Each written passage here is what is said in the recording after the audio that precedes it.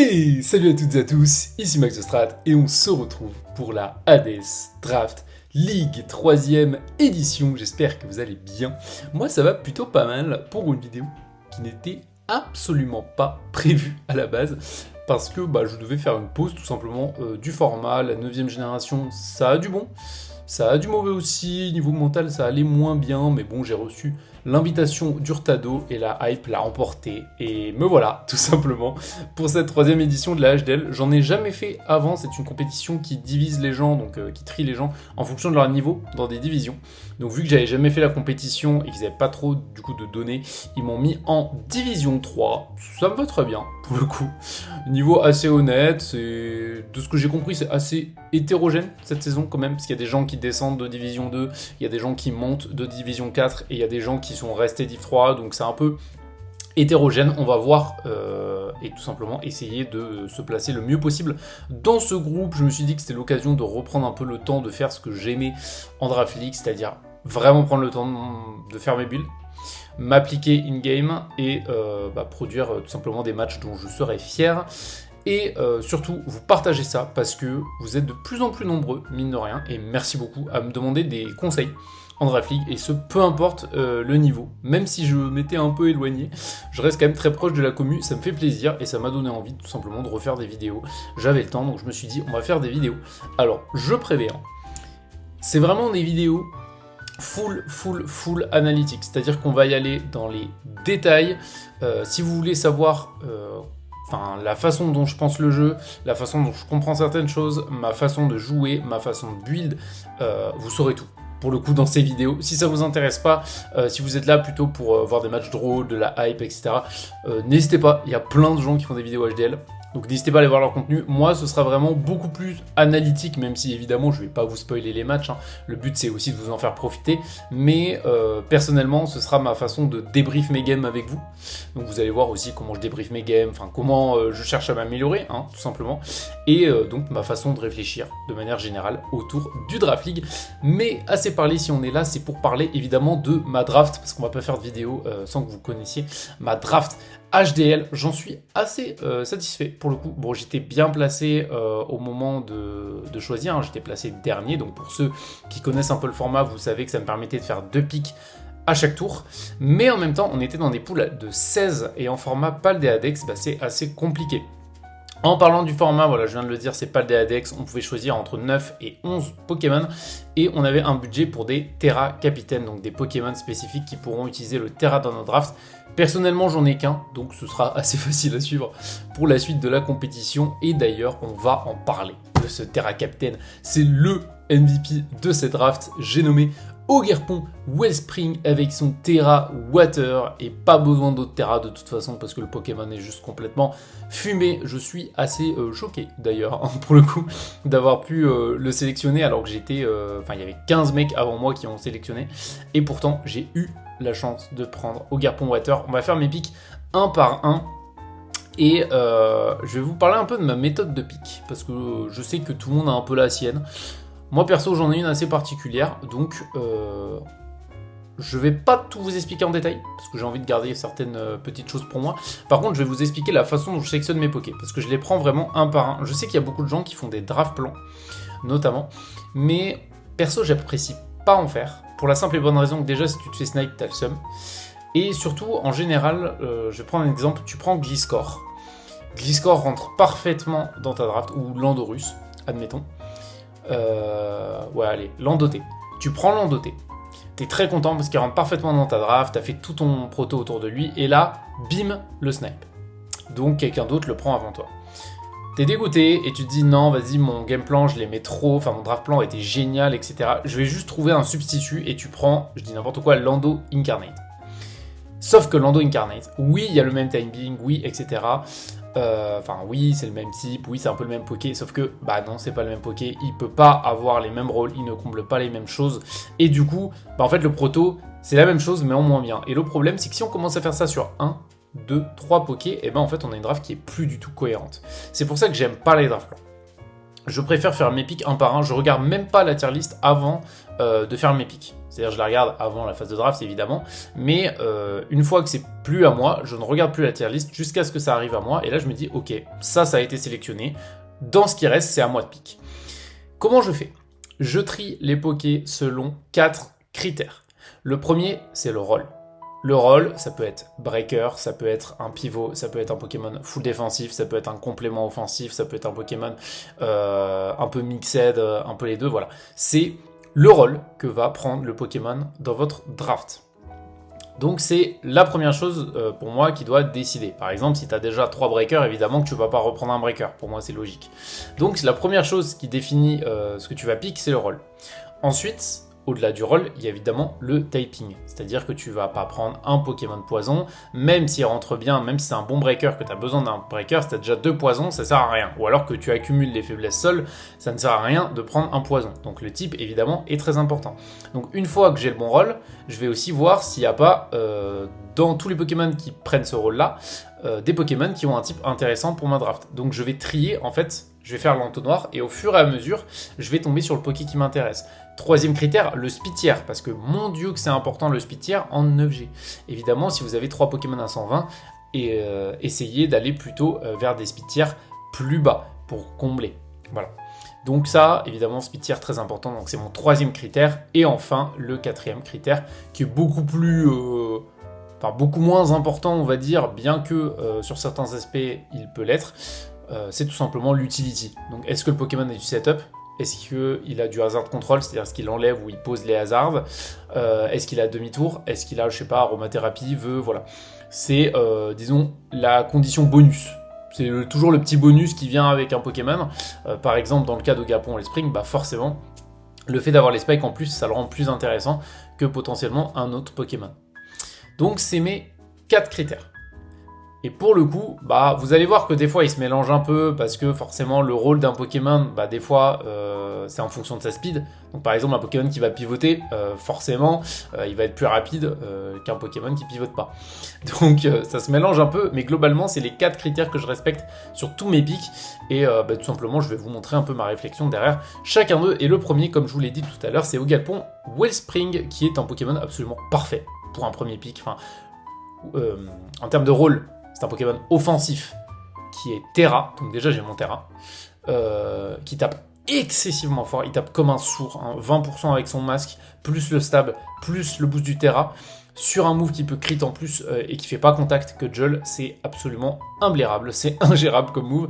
Et en plus de ça, tous les water qui vont pouvoir venir gérer, ils se mangent Power Whip. Donc extrêmement fort. Évidemment, si un dragon, on a soit Kalinri après dans Slam, soit demi-tour, soit Pico. Donc le Poké, il a plein d'options, il a un speed tier qui est pas démentiel, mais qui est très intéressant. 110, mine de rien, ça va être recherché parce qu'on est dans des poules de 16, je le rappelle. Donc en termes de speed tier, déjà au premier tour, il y avait quasiment plus rien à plus de 120. Donc un 110, ça reste quand même assez viable comme speed tier. C'est un sweeper, c'est un Pokémon autour duquel on va créer tous nos game plans. Donc c'est le Pokémon parfait et il comble parfaitement bien en termes de type parce que Water Grass c'est hyper facile à entourer. Et par rapport à moi, ce que j'aime jouer, je savais que j'allais pouvoir bien l'entourer défensivement. Je suis plutôt un joueur de bulky offense très agressif, donc Ogarpon me correspond parfaitement avec son boost en SPDF en plus une fois qu'il Terra. C'est un Pokémon qui allie le bulk, la puissance, la pression au build, l'utility avec les picots et un bon speed tier, donc c'est absolument tout ce dont j'avais besoin en premier pick. Ensuite, il fallait combler ce Ogarpon. Je me suis dit, ok, quel rôle j'ai envie d'avoir en second? Un rôle défensif. Alors, il y a un rôle particulier dans les Pokémon défensifs que j'essaie toujours d'avoir dans mes drafts. C'est ce que j'appelle le... Comment on peut dire ça? Un optimisateur de match-up? Un emmerdeur? On va appeler ça l'emmerdeur, globalement. C'est un Pokémon qui va soit absorber 90% du spécial, soit 90% du physique. Ce Pokémon, c'est Tinglu. Pour que vous compreniez bien, je préfère le donner à l'avance. Tinglu, il a son talent qui va diminuer toutes les attaques spéciales, la puissance de toutes les capacités spéciales qui le visent. Donc déjà, très fort. Urne du Fléau, c'est un super talent.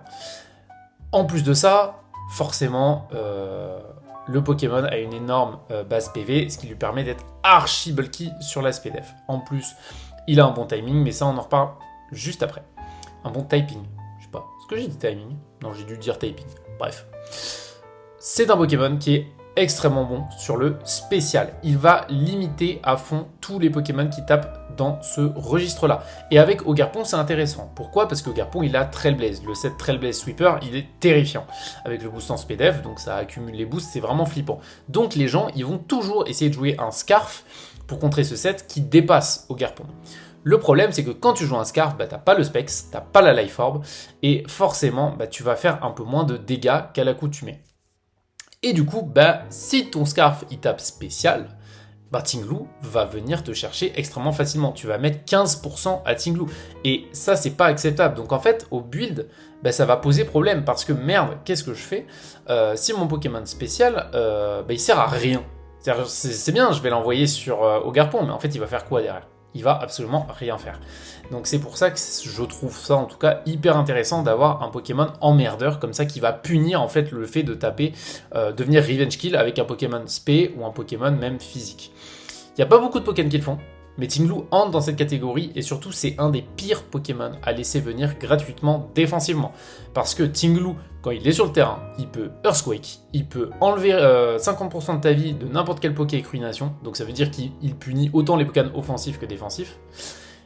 Il a les Hazards, il a double Hazard en plus de ça, donc vraiment le Poké il est imblairable sur le Switch, donc c'est le Poké que tu veux jamais voir. Et en plus, au niveau du typing, ça comble plutôt bien Ogarpon. Le type Sol, donc Ogarpon, il a une Résisol qui est neutre sur Ting-Lu. La petite Immu Psy, elle fait plaisir. Évidemment, on apprécie d'empêcher le Vol Switch également avec le type Sol. Double résistance Elec, du coup, avec Ogarpon, enfin du moins qui est neutre quand il n'a pas Terra. Et une fois qu'il a Terra, Ting-Lu le comble parfaitement la faiblesse Elec. Et en plus de ça, voilà, les deux Pokés, vraiment, ils rentrent très bien. Ogarpon, il a l'Immu Water, et de toute façon, il résiste très très bien au type eau. Donc, super intéressant les deux Pokémon ensemble.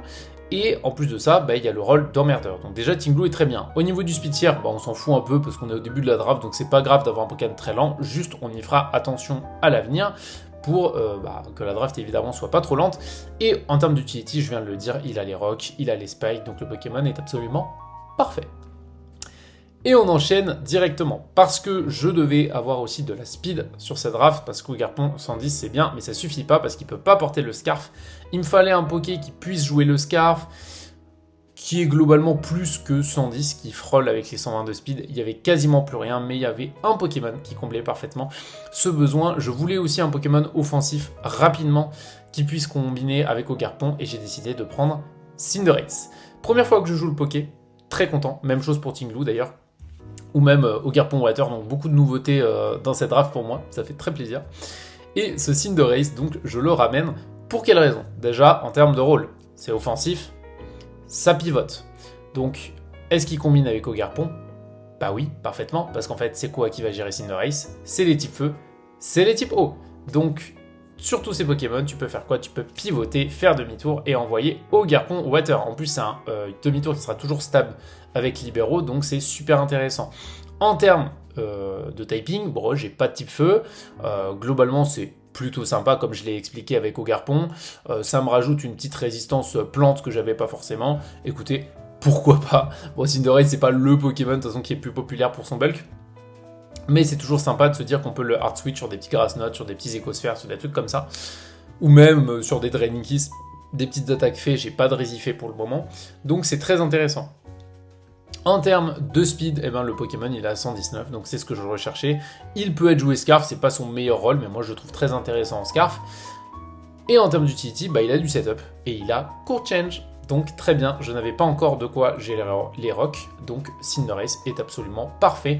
Il peut m'aider à break, il peut m'aider à revenge kill, en plus il a Sucker Punch qui sera toujours stable, donc c'est super intéressant. Vous allez voir, j'ai beaucoup usé des priorités dans ces drafts, c'est pour ça donc que j'ai sélectionné Cinderace, c'est pour apporter un peu de variété offensive, quelque chose qui tape aussi fort. D'ailleurs, c'est très intéressant d'avoir deux Pokés dont les stats principaux ne sont pas affectés par Rocky Helmet, que ce soit Pyro Ball ou que ce soit Ivy Cudgel, c'est super intéressant.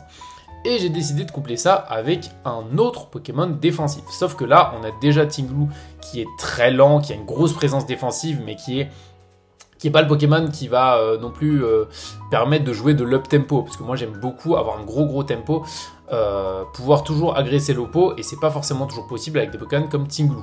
Donc évidemment, le prochain pic, certes, il doit être défensif, mais il doit avoir un typing intéressant, un speed tier plus élevé que celui de Tinglu, et potentiellement l'accès à du momentum de façon facile. Donc on évite le Baton Pass. Et pour ça, j'ai sélectionné Zapdos. Zapdos, c'est le Pokémon absolument parfait pour ma draft. Il a le rôle qui m'intéresse, c'est-à-dire un rôle d'emmerdeur sur le physique, ce qui comble avec Tinglu. Pourquoi c'est un emmerdeur physique? Tout simplement parce que qui a envie de ramener son Scarf sur Ogarpon et de taper demi-tour quand il y a Zapdos? Parce que même pas il l'encaisse, il punit le physique. Donc c'est vraiment hyper chiant. Donc imaginez un mec qui veut RK Ogarpon qui joue un Scarf, et ben il se dit mon Scarf potentiellement il est Hardwall Tinglu ou alors il est Hardwall Zapdos. Et je me fais punir dans les deux cas s'il le ramène gratuitement. Donc ça met énormément de pression en build. En plus de ça, et ben le typing Elec plus vol, c'est super intéressant. Ça me donne une Imusol, une Resi Combat que je n'avais pas encore. Même chose, entre lui et Tinglu, eh ben, on a une Imu, Volt Switch et un moyen de punir les demi-tours. Donc le momentum, il est proscrit contre ma draft, c'est excellent. Et tout simplement, le Poké, je n'ai ni le type Elec ni le type Vol. J'avais pas de faiblesse PDR en dehors de Cinderace, mais de toute façon, les deux Pokés se jouent très bien avec les boots. Et en plus, la pression du court change fait qu'on n'aura pas forcément tout le temps les hasards de notre côté. Donc c'est tout bénef pour nous, ce Zapdos. En termes de speed, on est à 100. C'est absolument parfait. On a Ogarpon à 110, Cinderace à 119, Tinglu à 2 et Zapdos donc à 100. Donc ça comble parfaitement. C'est un Pokémon qui est défensif mais qui va pas du tout ralentir notre équipe parce qu'il a et U-Turn et Volt Switch. Et aussi il va mettre de la pression offensive. C'est un Pokémon qui peut faire un peu tout. C'est un couteau suisse et c'est exactement ce que je demandais pour apporter un peu d'équilibre à cette draft. Et en parlant d'équilibre, c'est tout ce que va apporter aussi notre prochain pick, c'est Cisaiox aka Scizor, qui lui pour le coup va apporter la même chose, cette même stabilité, mais plus en termes de typing. C'est-à-dire qu'on a un emmerdeur physique, on a un emmerdeur spécial, mais il fallait avoir un liant entre les deux, notamment par rapport à la faiblesse Ice, qui est commune à Tinglu et Zapdos, et c'est pas Cinderace et Ogarpon Terra qui vont forcément prendre toutes les attaques Ice du jeu. Donc le but c'était d'avoir un Poké qui apporte un peu de cohérence, et qui punisse déjà le type glace, et qui ait d'autres résistances très utiles, notamment la résistance fée que je n'avais pas encore. Donc punir les fées, punir les glaces, quel Pokémon le fait mieux que Scizor? Pour le coup, le Pokémon est absolument incroyable. Lui aussi, il résiste très bien à demi-tour. Il va résister au type Psy. Enfin, le Pokémon, il est juste parfait. Il comble parfaitement. On n'avait que 2 résistances plantes. Maintenant, on en a 3. Le type plante nous fait plus du tout peur. C'est excellent. En termes de typing, vraiment, le Pokémon est génial. En termes de rôle, c'est un moyen de break en plus. C'est un moyen de pression parce qu'il a de l'utility. Il a et demi-tour. Donc, pour le tempo, c'est parfait. Et dans Slam, pour le break, c'est parfait.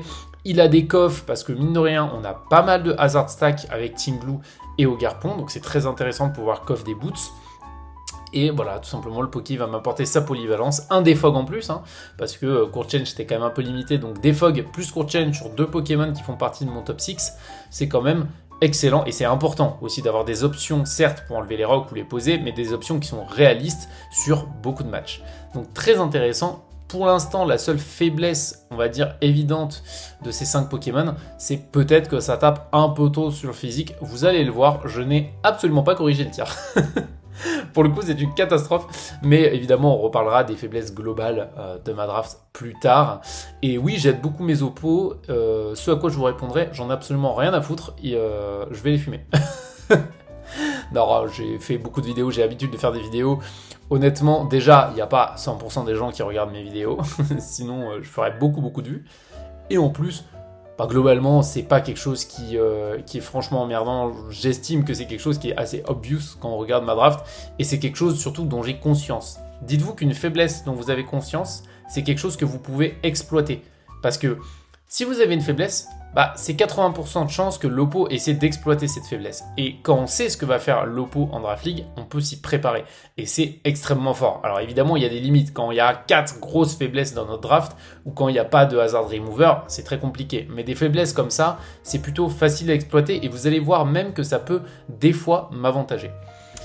En attendant, on va fermer la parenthèse faiblesse de ma draft et on va passer à notre 6e pick. Le 6e pick de cette équipe, c'est Boulder. Pourquoi Boulder? Alors, j'avais besoin de speed. Et je vous avoue que je trouve qu'il y a un réflexe que les gens ne font pas assez quand ils draftent. C'est regarder vers le haut constamment, du début vers la fin. C'est-à-dire qu'au début, c'est normal, on regarde que les top tiers. On va regarder Ogerpon, on va aller chercher Tinglu, Cinderace, Sizor, Zapdos, voilà. On a un gros corps quand même, on a 5 pokés qui sont quand même dans les top tiers.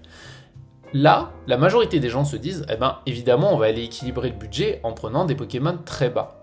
Moi, je fais exactement le contraire. C'est-à-dire que je me dis, à partir de maintenant, quel Pokémon je peux me permettre en termes de budget qui soit le plus top tier possible pour que ça n'anéantisse pas le reste de ma draft, mais que j'ai un top 6 qui soit absolument monstrueux. Voilà, c'est ce que j'essaie de faire. Là, j'ai vu que la limite, elle pouvait se caler aux alentours de 13-14. Donc imaginez, j'ai déjà 5 top tiers et je prends un autre poké à 14-13, sachant qu'il y a des très bons pokés. Et à partir de là, on reprend les critères que je vous ai expliqués avant, c'est-à-dire quel rôle j'ai besoin. J'ai encore besoin de vitesse, parce que ma draft, Sizor, bon, ça rentre bien en termes de vitesse, et surtout ça a le bullet punch, donc ça permet aussi de menacer des Pokémon qui sont plus rapides que moi, sans pour autant avoir la speed nécessaire, mais j'ai quand même toujours pas de Pokémon qui soit à plus de 120. C'est pas possible en Paldéadex, surtout quand ton 110 ne peut pas porter le Scarf, parce qu'il est item lock. Donc à ce moment-là, je regarde et le seul Pokémon qui comble parfaitement ce besoin, c'est Boulder avec ses 123, je crois, de speed, quelque chose comme ça, 123, 124. Donc le Pokémon, il est parfait en termes de speed. Je n'ai pas de type roche, je n'ai pas de type psy. En termes défensifs, j'ai de quoi le combler, parce que Tinglu, ça comble parfaitement les faiblesses du type psy, ou presque. Mais de toute façon, la faiblesse insecte, on en a déjà parlé. J'ai Cinderace, j'ai Sizor, j'ai Zapdos qui me punit du U-turn. Donc c'est vraiment pas très grave. En plus de ça, et tout simplement le type roche, c'est pas très dur à combler non plus. J'ai Zapdos pour le Earthquake, j'ai Ogerpon aussi pour le Earthquake, donc c'est pas gênant. Et en plus de ça, le Poké, il a une grosse pointe de speed. En termes de break, il peut taper des SD avec le booster, donc il peut avoir un Scarf et en plus taper des SD. Malheureusement, je peux pas le Terra, c'est vraiment dommage parce que sinon ma draft serait incroyable. Mais évidemment que je préfère avoir Ogerpon, sinon j'aurais pas pris Ogerpon si c'était pas pour le jouer Terra. J'ai pas le budget pour Boulder, mais c'est un Poké qui a apporté quand même un peu. C'est pas mon meilleur pick, mais je pense que c'est un pick qui peut quand même être important et aussi continuer de mettre de la pression au build. Mighty Cliffs, mine de rien, ça me permet aussi de bien emmerder les joueurs de screen, parce que je déteste jouer contre screen, et donc avoir Ogerpon qui a Brick Break, avoir Sizor qui a Brick Break, avoir Cinderace qui a Court Change, et avoir Boulder qui ignore les screens avec Mighty Cliffs, personnellement j'aime bien, c'est un petit luxe. Et je compte bien en profiter, notamment si j'affronte Hail ou des choses, des doubles screens, des Klefki, des choses comme ça. Ça m'intéresse bien d'avoir ce genre de move qui, pour le coup, peuvent être très efficaces. De toute façon, ma draft, j'ai pas l'impression qu'on veuille l'affronter avec offense. Hein. Pour le coup, avec la puissance de break, plus Tinglu, plus Zapdos, c'est pas vraiment l'idéal. On enchaîne après Boulder, parce que de toute façon, on passe vite. Hein. Il me fallait un Pokémon qui ait de la speed. Boulder m'apportait ça, mais le Pokémon n'a pas beaucoup d'utility derrière ça. On a Comfey. Comfey, il me fallait un Fairy. Il me fallait impérativement un Fairy. Je n'avais pas de quoi prendre un top tier Fairy. Et surtout, il y avait beaucoup de Fairy qui étaient bons, mais qui ralentissaient ma draft. Par exemple, à Train, j'ai déjà Tinglu en termes de speed tier. J'ai déjà Sizor qui est très bas.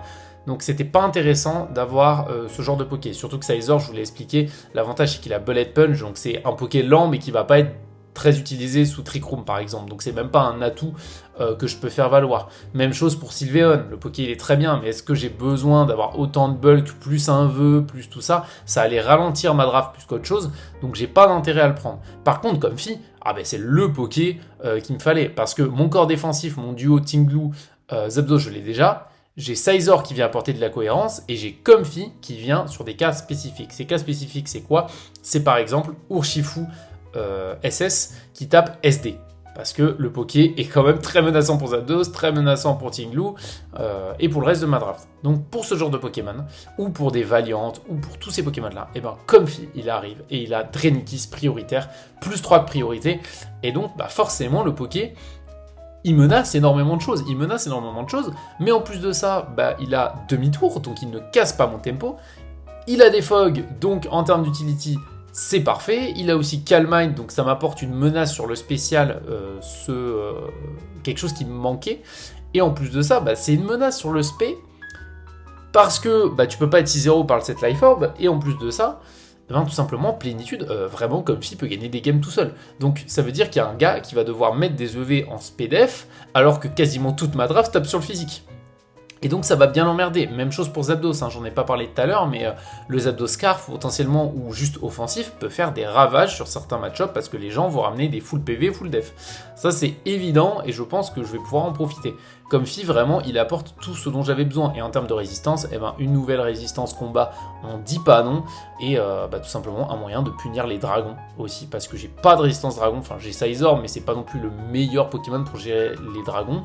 Sachant que la plupart, ils ont Lance-Flamme ou Crofeu ou ce genre de choses. Contre Karchakroc, je vais préférer utiliser Comfy plutôt que Cisaiox. Clairement. Donc Comfy, pour le coup, le choix de la raison. Alors, il a 100 de speed, je sais, ça peut être intéressant dans quelques cas, mais sachant qu'il n'y a pas les puissances cachées, sachant que je n'ai pas le Terra, bon, il y a très peu de chances que j'utilise sa speed pour autre chose que Draining Kiss, de toute façon, qui est full prioritaire, donc je préfère le jouer avec du bulk, mais du coup, comme si il va me permettre d'assurer d'avoir un second anti-sweep avec Scizor, un Pokémon qui reste cohérent avec Zapdos, qui reste cohérent avec Boulder, qui reste cohérent avec Tinglu, c'est absolument génial, et c'est ce qui me manquait. Ensuite, il me manque toujours un spin, parce que je n'ai pas de spin. Alors bon, évidemment qu'avec le budget qui me reste, je ne vais pas pouvoir miser sur un top tier, mais mine de rien, j'aurai 2 Defog, un Court Change plus un spin. Ça me paraît très bien, je n'avais pas de fight non plus, donc je me suis dit que Hitmontop était le Pokémon parfait pour moi, un Pokémon qui met un peu de pression au build aussi avec ses Back Punch, hein. Ça commence à faire beaucoup, hein. J'ai 2 Bullet Punch techniciens, un Mac Punch technicien, un Sucker Punch stab, un Draining Kiss et un Giga Drain prioritaire. Bon courage à ceux qui vont jouer des offenses un peu fragiles là, parce qu'il y a du monde pour faire le Revenge Kill. Hein. Pour le coup, il y a vraiment beaucoup de priorités et pas des priorités de merde dans ma draft, donc ça régale. En plus, il a accès à Intimidation, donc je me suis dit, en combo avec Zapdos, c'est quand même une bonne réponse à certains Pokémon offensifs. Et après, bon, Capoeira, hein, pour le coup, bah, voilà, c'est Earthquake, c'est Close Combat, c'est Triple Axel, c'est Bluff potentiellement, enfin, c'est plein de sets utilisables, donc il me fallait un peu ce spinner. Donc vous voyez que le spin, c'est à la fois de l'utility, mais c'est aussi un rôle ici, parce que j'ai plus, on va dire que les rôles principaux, ils sont déjà donnés, donc forcément que l'utility va prendre une place plus importante dans ce que je veux pour ma fin de draft. Donc le spin là, c'est un rôle à part entière, mais je voulais aussi un Pokémon qui emmerde un peu le physique en plus de Zapdos. Bah, Hitmontop le fait parfaitement. C'est aussi un Poké qui empêche un peu les types glace de venir, parce que les types ice, bon, vous avez vu que j'ai des options, mais c'est toujours bien de les pressurer encore plus. Donc ce Hitmontop, il est absolument parfait pour ma fin de draft. Et pour finir, parce que oui, j'ai fait une draft à 9, je trouve que c'est le plus équilibré dans ce format, de faire une draft à 9. Donc j'ai décidé, pour combler cette draft, de prendre Shaymin. Alors pourquoi Shaymin? C'est très particulier parce que déjà j'ai 2 Pokés à 100, mais comme je vous l'ai dit, certes j'ai 2 Pokés à 100, mais il y en a un, je vais très peu utiliser cette speed là, donc je ne considère pas Comfy comme un vrai 100 de base stat speed. Shaymin, oui. Donc c'est quand même cool. Shaymin, il me fallait un peu un couteau suisse, il fallait un type que j'ai pas encore utilisé, il me fallait un Poké qui mette un peu plus de pression sur le spécial par rapport à ce que je vous ai expliqué tout à l'heure, et un Poké qui puisse absorber potentiellement Will-O-Wisp, parce que forcément ça va être gênant pour ma draft. Même chose pour Thunder Wave potentiellement. Donc je voulais un Poké qui puisse absorber des statuts, taper SP, et essayer de couvrir un maximum de choses. Bah déjà, on a un Poké qui est bien plus résistant au type Water que Ogerpon. Parce que Ogerpon, c'est bien beau, mais j'ai pas envie de le hard sur toutes les attaques haut du jeu. Donc forcément, Shaymin, très intéressant. En plus de ça, eh ben, le Poké, défensivement, il a 100 de stats partout, et même dans les PV. Donc c'est un Poké qui peut être offensif, être défensif, prendre le type haut qui m'emmerdait encore un peu, et en plus de ça, eh ben, il a Natural Cure, et il n'a pas besoin d'un autre talent. Donc les Will-O-Wisp, les T-Wave, etc., il peut les absorber pendant toute la game, tout en ayant du soin et en apportant du break sur le spé, parce que bah, Seed Flare, si tu as les drops, c'est vraiment une menace à ne pas prendre à la légère. En plus, le Poké, il a des options comme Danse Lame, etc. Donc en termes d'utility, c'est très bien. Il a même Baton Pass, donc il a tout l'utility nécessaire. C'est un Poké, parce que mine de rien, j'ai pas beaucoup de Poké qui peuvent roost ou qui peuvent se soigner tout seuls sans utiliser repos. Donc c'est un Poké qui m'apporte de la stabilité défensive, de l'impact offensif, qui est obligé d'être pris en compte par mes oppos dans leur build, qui a un speed tier quand même très intéressant pour un Pokémon de ce genre. Bah, c'est tout ce que je demande en fait. Et je vais finir ma draft là-dessus. Donc ma draft finale qui se compose de Ogerpon Wellspring, Tinglu, Cinderace, Zapdos, Scizor, Boulder Hitmontop, enfin Comfey, Hitmontop et enfin Shaymin.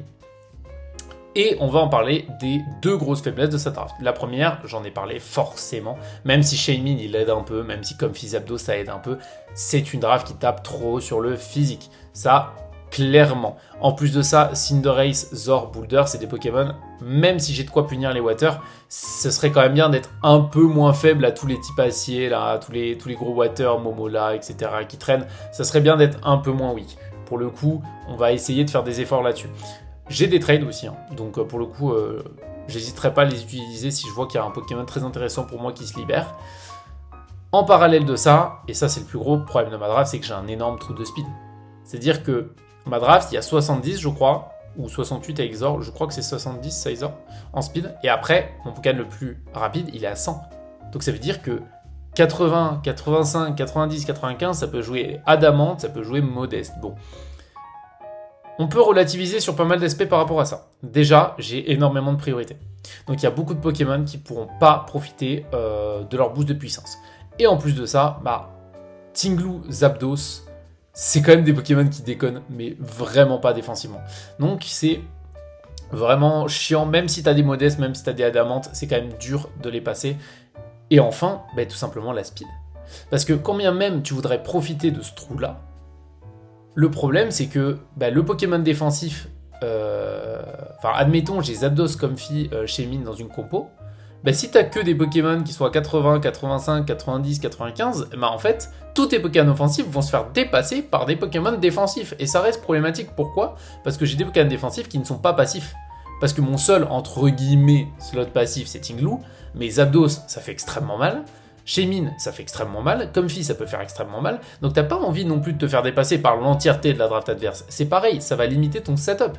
Donc si tu as par exemple un Great Tusk, c'est bien, mais ton bulk up, comment tu veux le placer, sachant que Shaymin te dépasse et te démarre, Zapdos te dépasse et te démarre, Comfey te dépasse et te démarre, et après le reste, tu vas pas de setup sur Ogerpon. Cinderace, il peut te Will-O-Wisp ou te Zen Headbutt de Dipsy. Enfin voilà, Scizor, il peut te Dual Wing Beat, donc c'est compliqué en fait de trouver des slots à setup dans ma draft, et c'est pour ça que je la trouve extrêmement forte.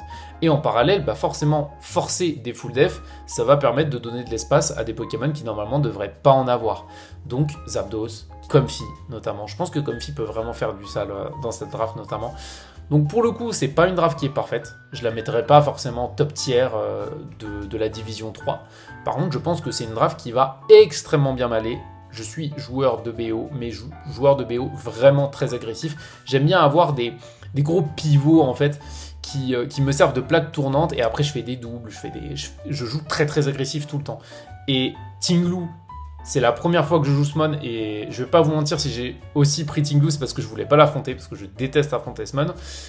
Pour le coup, je pense qu'il convient parfaitement à mon style de jeu, et couplé à Zapdos, qui est la plaque tournante parfaite pour des fois jouer plus aggro, des fois jouer plus dans la restriction, c'est-à-dire plus essayer de punir l'oppo, de le laisser venir en fait et de le punir, ou alors de jouer en up-tempo. Zapdos il peut tout faire. En plus Tinglu c'est un Pokémon, j'en ai parlé sur le spécial, mais qu'est-ce qu'il est bulky sur le physique aussi. Zapdos c'est la même chose, il punit le physique, mais il a quand même une bonne stat de défense spéciale. Comfey peut faire les deux, Shaymin il peut faire les deux, donc Hitmontop il a un bon set veste de combat. Donc je trouve que je suis assez polyvalent, que mes gameplays offensifs devraient pas trop avoir de problème à se mettre en place, parce que Ogerpon est juste une machine à faire des kills. Le Poké, honnêtement, il a dans Slam, c'est juste pour la forme. C'est vraiment juste pour la forme, le Poké est complètement fumé. Donc, on va essayer de faire notre mieux avec cette draft. En tout cas, j'espère que cette analyse vous a plu. Si c'est le cas, n'hésitez pas à mettre le petit commentaire, le petit like, et puis tout simplement, je vais vous dire rendez-vous pour la prochaine vidéo qui concernera la Death Draft League 3. C'était Max The Strat, et je vous dis à la prochaine.